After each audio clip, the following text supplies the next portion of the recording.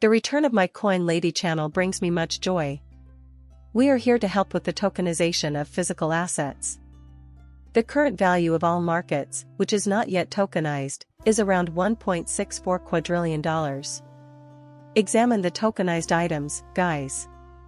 I can only think of 170 billion. Looking at this infographic, you can see that it's only one little square, so tiny that it's impossible to make out on the chart without extreme magnification. So far, that's pretty much it. Just a friendly reminder, our checks do work with the XRP Ripple. I recently recorded a video about them yesterday. Those of you who missed it can find the link in the upper right corner. Additionally, their goal is to integrate tokenized assets with physical assets onto the XRP blockchain. Tokenized US Treasury notes on the XRP ledger will also be launched or will soon be launched by Ripple and Open Eden Labs.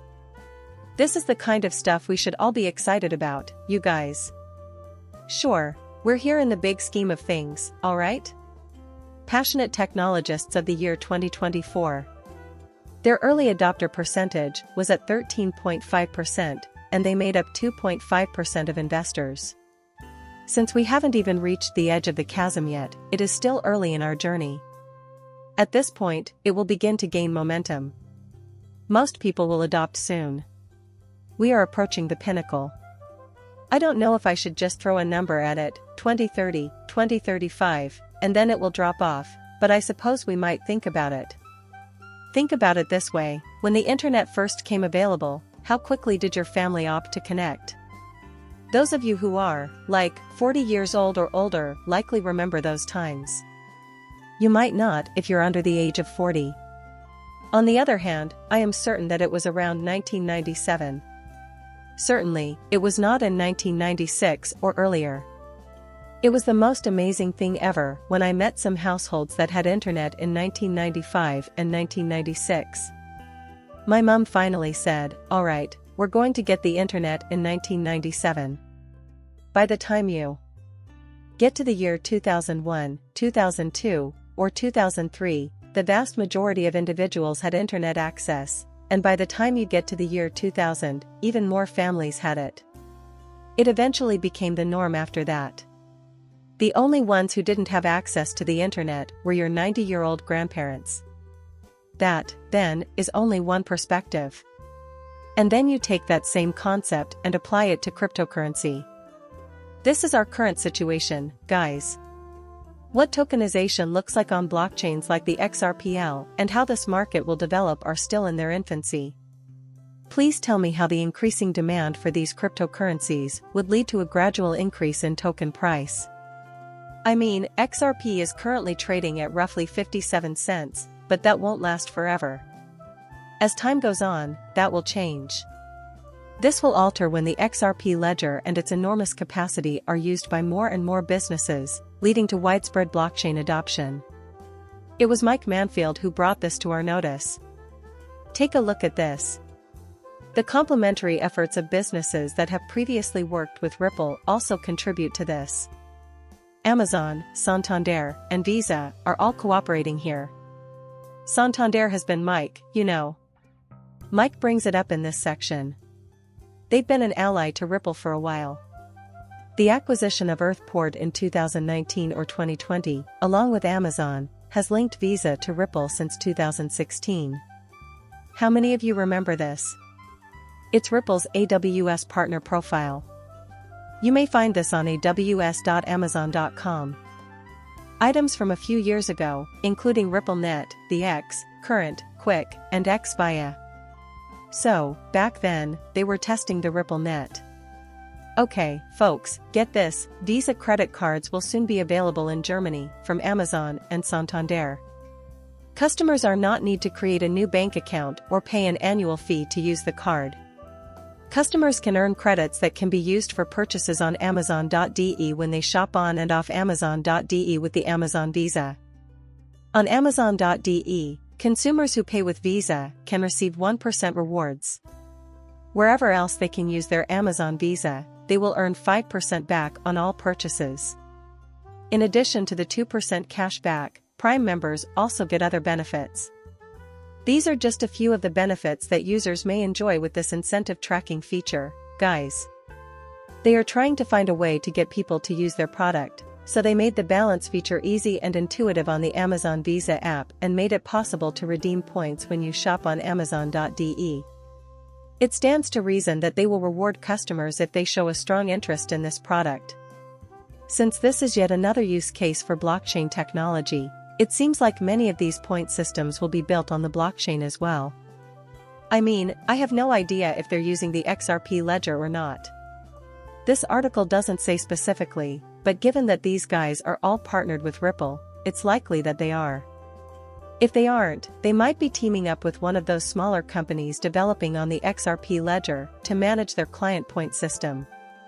So, Amazon, Santander, and Visa are 3 affiliated Ripple companies that have some big news to share with you. Thus, that is significant news.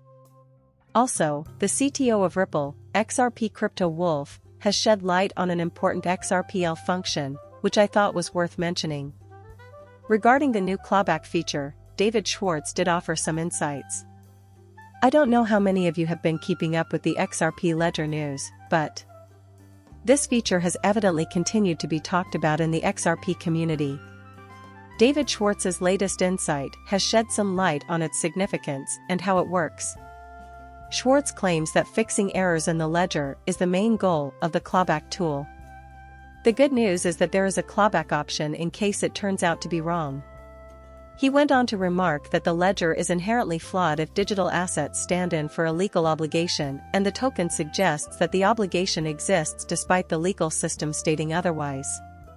David Schwartz did say that fixing instances where the ledger is literally wrong is the major motivation for the clawback feature in response to a discussion on X about the basis of the concept. The ledger is incorrect if the digital asset stands for a legal duty and the token states that the obligation exists, but the legal system disproves. Therefore, this feature is necessary for them in this case. Fixing instances where the ledger is actually wrong is the primary motivation for clawback. As I mentioned before, if a digital asset stands in for a legal duty, and the token claims that the obligation exists, but the legal system claims otherwise, then the ledger is incorrect. In order for the ledger to work as intended, they must ensure that all of these precautions are taken. It would appear that this specific protection is their current strategy to address potential issues on the XRP ledger, should they arise. Here you can find additional details. Those of you who are interested can find the link in the video's description. Please accept my utmost gratitude to XRP Crypto Wolf for alerting us about that. Creating this innovative technology is a complex process with many moving parts. Also, it appears like you know what's going on with Ripple and XRP, as they've been much ahead of the curve. For quite some time, they have been opting to relocate to nations that are already more welcoming to cryptocurrency.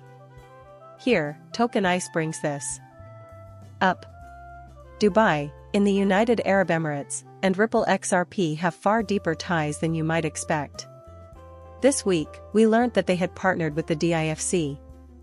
A closer look reveals that preparations have been on for some time. The DIFC, or Dubai International Financial Center, is only one of many significant landmarks. Beginning in the second quarter of 2023, we see Ripple establish an office in Dubai. Considering you're establishing an office in the center of their financial district, this is an intriguing move that almost surely necessitates official clearance.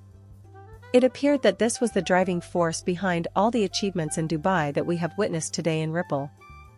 Dubai will play home to the 2023 swell, the company said not long after they had announced the opening of their new office.